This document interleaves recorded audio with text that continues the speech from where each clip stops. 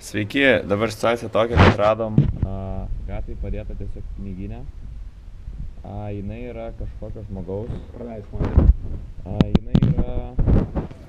Čia matome, jokių pinigų praktiškai nebėra likę. Radom daug kortelių. Panašu, kad man atrodo, čia Baltarusija, žinai. Serhij Lišalenka. Belarus. Belarus. Tai žodžiu, Belaruso kažkokia, čia matomai, kad pavogė ir tiesiog numetė. Siorai. Tai dabar ką mes galim padaryti, aš manau, kad mes čia galėtume...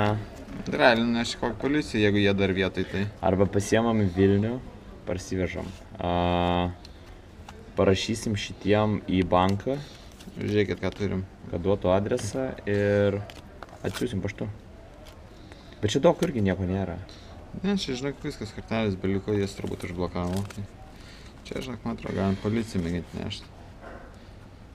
Nes jeigu apvogė, tai jis bus kreipęs, tai gal jis dar vietoj, tai žinai.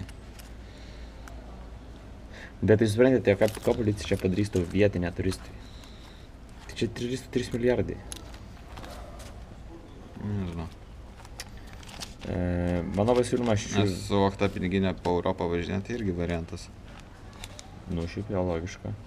Nu, palauk, davai, tuoj pamastysim už kameros.